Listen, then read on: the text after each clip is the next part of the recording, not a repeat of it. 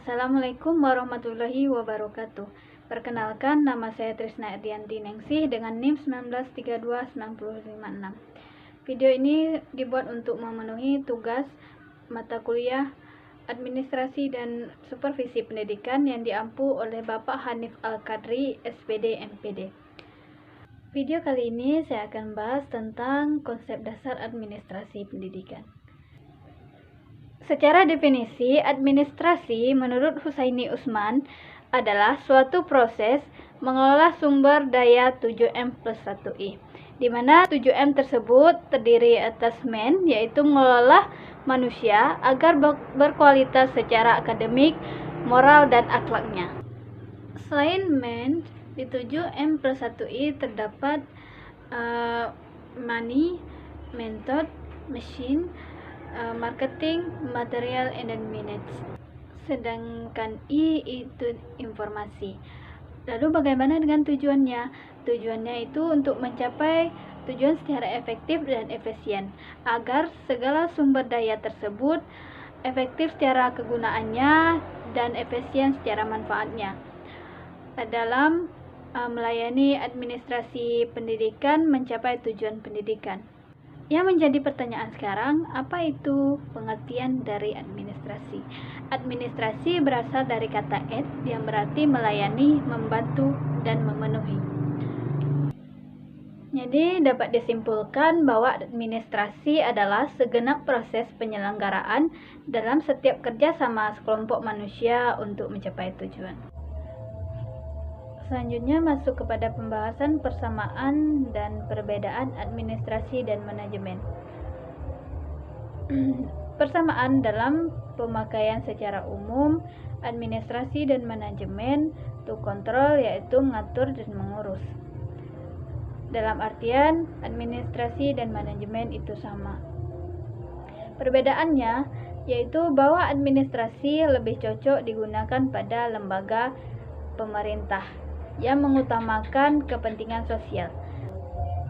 Sedangkan manajemen lebih cocok untuk lembaga swasta yang lebih mengutamakan komersial. Mengenai administrasi dan manajemen pendidikan ini sangat jauh sekali dari tujuan yang ingin kita sampaikan. Contohnya saja, pada rumah sakit, administrasi sering diartikan sebagai pembayaran. Administrasi itu biasanya non-profit, sedangkan manajemen itu profit. Dengan adanya persamaan dan perbedaan administrasi dan manajemen, sehingga timbullah istilah bos dan pemimpin yang memiliki beberapa perbedaan. Bos biasanya memerintah, ingin berkuasa, menciptakan rasa, takut berkata saya, suka menyalahkan, menggunakan orang, menasehati, dan berkata pergi. Sedangkan pemimpin atau leader melatih, niat baik, menciptakan kebanggaan, berkata kita, memecahkan masalah, tunjukkan caranya, layani orang, dan berkata mari kita pergi. Masuk pada materi tujuan dan manfaat administrasi pendidikan. Yang pertama, terwujudnya proses belajar mengajar yang pakem atau bermakna. Dalam proses belajar mengajar, bukan seberapa banyak materi yang diberikan, tetapi seberapa besar makna yang diambil dari proses belajar mengajar tersebut. Yang kedua yaitu peserta didik aktif mengembangkan diri. Proses belajar mengajar bukan hanya memberikan materi, tetapi bagaimana peserta didik itu mampu mengembangkan potensi yang ada dalam dirinya, didukung pula dengan fasilitas dan guru yang mengajar. 3. Memiliki kompetensi material atau mengelola. 4. Tercapainya tujuan pendidikan secara efektif dan efisien. Yang kelima, teratasinya masalah mutu pendidikan. Yang keenam, perencanaan pendidikan merata, bermutu, relevan, dan akuntansi. Yang terakhir yaitu meningkatkan citra positif pendidikan. Pembahasan selanjutnya yaitu mengenai profesi. Profesi berasal dari kata bahasa Inggris yaitu profesional atau dari bahasa Latin yaitu protus. Protus sendiri berarti mengakui adanya pengakuan, menyatakan mampu atau ahli dalam melakukan suatu pekerjaan. Sedangkan secara terminologi yaitu suatu pekerjaan yang mengisyaratkan atau mensyaratkan pendidikan sebagai pelaku yang ditekankan pada pekerjaan mental. Jadi profesi itu sendiri harus melewati yang namanya pendidikan tinggi. Profesi juga memiliki beberapa ciri, di antaranya yang pertama, profesi memiliki fungsi dan signifikansi sosial bagi masyarakat. Yang kedua, perlu keterampilan dan pelatihan, artinya perlu waktu untuk melatih keterampilan atau kemampuan untuk profesi tersebut.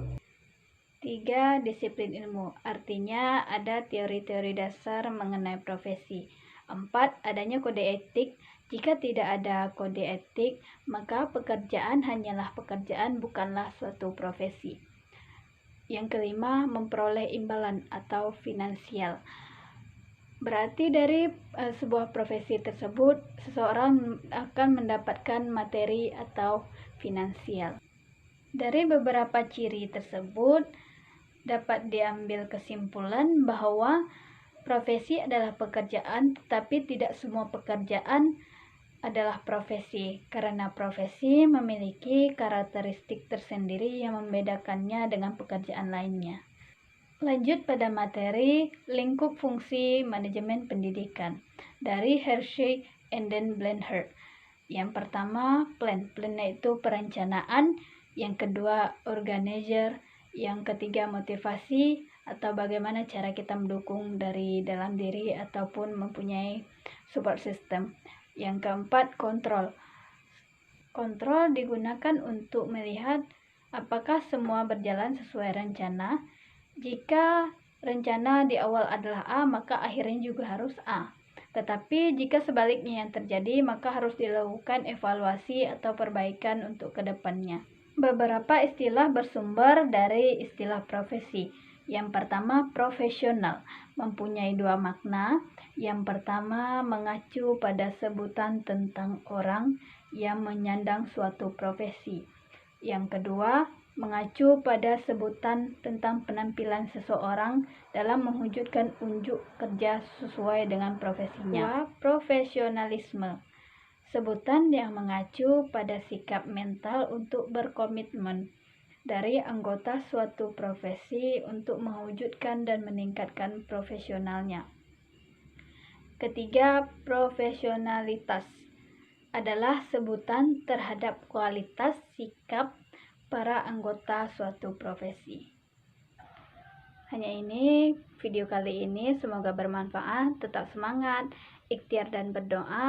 Lebih dan kurang saya mohon maaf. Saya akhiri, wabillahi taufiq wal hidayah. Wassalamualaikum warahmatullahi wabarakatuh.